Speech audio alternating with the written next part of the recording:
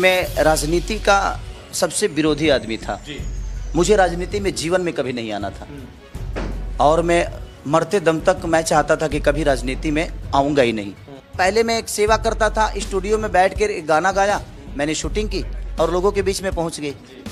But आज मुझे लोगों की समस्या के लिए लड़ना है। अभी मजा आएगा ना भिड़ो माल की दे रहे। पहले मुझे दिमाग और गले की जरूरत होती थी और अपने शरीर को मैं यूज करता था और मैं लोगों का एंटरटेन कर जाता था, लेकिन आज समस्या वैसी नहीं होगी।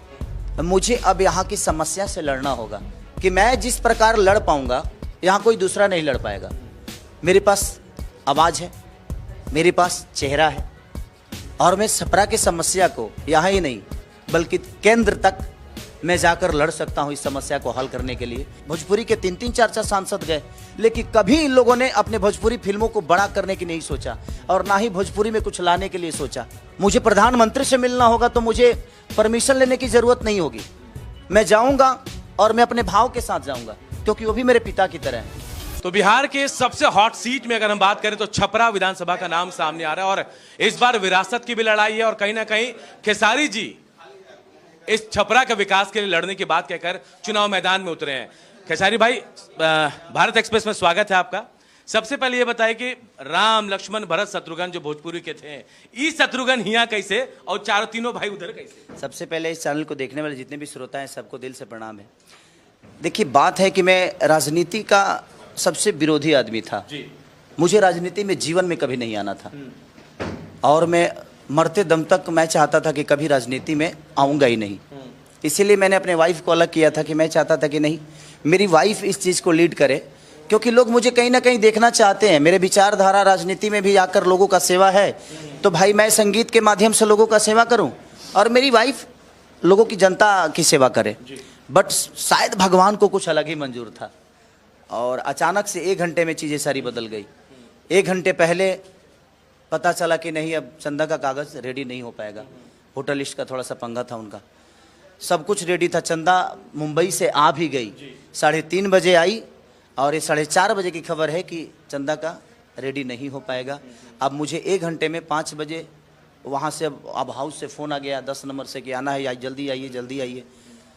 लेकिन अब वहाँ पे मैं ना कहूँ हाँ कहूँ, ना कहूँ हाँ कहूँ। बट मुझे लगा, उस दिन मुझे समझ में आया कि हमारे हाथ में कुछ नहीं होता है, भगवान जो चाहता है वही होता है। हम गलत थे, हमें लगता था कि हम मेहनत से बहुत कुछ कर लेंगे, लेकिन संभव नहीं है। अभिनेता से नेता, कहीं कुछ ऐसा योग बना था? कोई पंडित कुछ कह रहा था कभी? नहीं, देखिए, पंडित क्या कहे नया कहे, लेकिन मैंने अपने जीवन में हमेशा संघर्ष किया है और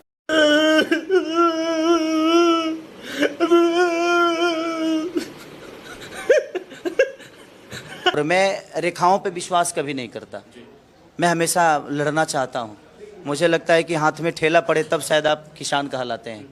तो मैं हमेशा ज़मीन को चीर के अनाज पैदा करने वाले का बेटा हूँ और मैंने ज़मीन चीर कर अनाज भी पैदा की है। तो मुझे पता है ज़मीन की हकीकत भी, ज़मीन की सच्चाई भी और ज़मीन पे क्या ज़रूरत है और लोगों के लिए क्या आवश्यकता चाहिए और लोगों को क्या क्या चाहिए, ये सब मुझे पता है, क्योंकि मैं सारी चीज़ें मुझे मिली नहीं थी। हमने सारी चीज़ों को फेस करके यहाँ तक पहुँचा हूँ। छपरा आना, मुंबई से छपरा आना, लगता है बहुत बड़ा डिसीजन है, बहुत आसान नहीं था। मेरे जीवन का इससे बड़ा डिसीजन कुछ नहीं हो सकता है। कहीं ब्रेक लगेगा खेसारी जी अभिनय में, सिंगिंग में? बिल्कुल लगेगा। आपको क्या लगता है कि लोग हमारे यहाँ कहते हैं ना कि 2 नाव पे चढ़ना और मरना, तो सीधा सवाल है कि अगर आप, पहले मैं एक सेवा करता था, स्टूडियो में बैठ कर गाना गाया, मैंने शूटिंग की और लोगों के बीच में पहुंच गई। बट आज मुझे लोगों की समस्या के लिए लड़ना है। पहले मुझे दिमाग और गले की ज़रूरत होती थी और अपने शरीर को मैं यूज करता था और मैं लोगों का एंटरटेन कर जाता था, लेकिन आज समस्या वैसी नहीं होगी। मुझे अब यहाँ की समस्या से लड़ना होगा। हाँ, इतना ज़रूर है कि मैं जिस प्रकार लड़ पाऊँगा यहाँ कोई दूसरा नहीं लड़ पाएगा। मेरे पास आवाज़ है, मेरे पास चेहरा है और मैं छपरा की समस्या को यहाँ ही नहीं बल्कि केंद्र तक मैं जाकर लड़ सकता हूँ इस समस्या को हल करने के लिए। बाकी किसी प्रत्याशी के पास ये ताकत नहीं है। तू समझा? हाँ। नहीं, तू समझा नहीं। और ये क्षमता नहीं है। उसको तो मुख्यमंत्री से मिलने के लिए भी 10 बार सोचना पड़ेगा। खेसारी लाल को नहीं सोचना है। खेसारी सिर्फ एक कॉल करेगा कि मैं आ रहा हूं और उन वाह क्या सीन है, वाह क्या सीन है। को मिलना पड़ेगा। रीजन कि भाई मैं अपने समस्या के लिए, और नहीं मिलेंगे तो भाई पैदल चल दूंगा, पैदल चल दूंगा, पूरी दुनिया जान जाएगी कि भाई हमारी समस्या सॉल्व नहीं हो रही है। तो मेरे पास एक आवाज है और मेरे पास एक चेहरा है, जिस चेहरे के बदौलत मैं दुनिया के किसी भी मंत्रालय में जाकर और अपने छपरा के लिए बेहतर विकास की बात कर सकता हूं। आप एक गाना आप गा चुके थे, छपरा लौट के ना आऊंगा, लेकिन छपरा ही लौट के आए क्या? वही तो मैं बोला जी, शायद भगवान कुछ अलग ही चाह रहा है मेरे से। लेकिन आपने गाने के बोल कुछ और वो एक मनोरंजन की चीजें हैं। अब मनोरंजन में देखिए कुछ बाधित नहीं होता है। मनोरंजन ऐसी चीज है ना कि कभी हम भजन गाते हैं तो जो संत टाइप के लोग हैं उनको हम पसंद आते हैं, वही कभी हम लोकगीत गाते हैं तो आज के यंग जनरेशन को पसंद आते हैं। हाँ, मुझे पता है कि मुझे हर आदमी घेरेगा कि खेसारी अश्लील गाता है, बट खेसारी भजन भी तो गाता है। खेसारी 62 बच्चों को गोद लेकर पढ़ाता भी तो है। खेसारी लाल यादव किसी का घर जल जाता है तो घर बनाने का पैसा भी तो देता है। बाढ़ आती है तो वहां पे लोगों को सामग्री भी तो बांटता है। तो आपकी छोटी छोटी बेहतर चीजों को लोग नहीं बोलेगा, क्योंकि वो जानता है बेहतर बोलेंगे तो दुनिया बेहतर की तरफ जाती है। वो एक माइनस को पकड़ेगा। तो मैं सबसे कहना चाहता हूं कि जब इंसान को रास्ता मिलता है तभी मंजिल समझ में आती है। तो मुझे वही मंजिल थी, मुझे जिस हिसाब से रास्ते मिले उस हिसाब से मैं गया। लेकिन अब मैं जहां आया हूं तो जैसे आपने उदाहरण देख लीजिए तो वाल्मीकि जी का, मारा मारा कहने वाला आदमी जब रास्ता मिला तो रामा रामा कहने लगा और रामायण की रचना कर दी। तुलसीदास जी, लाश को नाव समझ के नदी पार करने वाला आदमी, अपनी पत्नी के आग में जलने वाला आदमी, सांप को रस्सी बनाकर उस आंगन में जाने वाला आदमी, आज हिंदुओं का सबसे बड़ा कवि है जिसका नाम तुलसीदास है। तो जब आपको रास्ते मिलते हैं ना तो अपने आप चीजें बदल जाती है। हाँ, मुझे उस समय समझ में आता था, मैं कलाकार के तौर पर जो मुझे सही लगा मैंने वो किया। लोगों के मनोरंजन के लिए, लोगों के खुशी के लिए की मैंने, वो भी ऐसा नहीं कि किसी को दुखी करने के लिए। अगर वो दुखी करने के लिए होता तो टूट जाए राजा जी पलंग सगवान के 1 बिलियन गाना हो गया।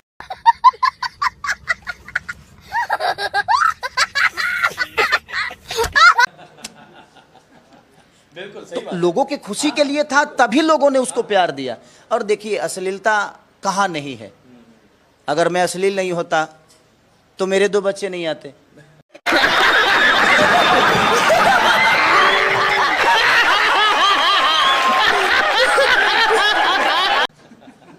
अगर मेरे पापा अश्लील नहीं होते तो मैं पैदा नहीं होता। तो जिंदगी में हर आदमी अश्लील है। हाँ, कोई यही होता है जो किसी को बोलकर आदमी उसको छोटा करता है। खेसारी लाल किसी की जुबान से छोटा नहीं हो सकता है, क्योंकि मैंने काम ऐसे किए हैं कि मेरे कर्म बहुत बड़े हैं और मैं किसी के शब्दों के हिसाब से नहीं चलता, मैं अपने कर्मों के हिसाब से चलता हूं। आरजेडी क्यों खेसारी जी? क्योंकि आपके 3-4 जो दोस्त हैं, बड़े भाई हैं, रवि किशन कह रहे हैं कि भाई खेसारी ने अलग जगह चुन लिया, आशीर्वाद है उनको, लेकिन गलत जगह चुन लिया। हर आदमी तो यही कहता है, मैं भी तो कह सकता हूं कि उन्होंने गलत जगह चुना है। देखिए, बोलने के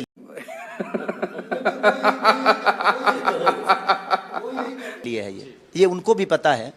तो उनसे आप जरूर पूछिएगा कि किस हिसाब से गलत कह रहे हैं आप किसी को। आपका सरकार तो 15 साल से है, 20 साल से है ना। बिहार में आपने क्यों नहीं रोजगार दिया? आप 2 बार के एमपी बने, कभी फिल्म सिटी की बात की बिहार में, कभी आपने सब्सिडी की बात की बिहार में, कभी आपने अपने भोजपुरी फिल्मों को किसी भी मल्टीप्लेक्स में चलवाने का काम किया? आज महाराष्ट्र में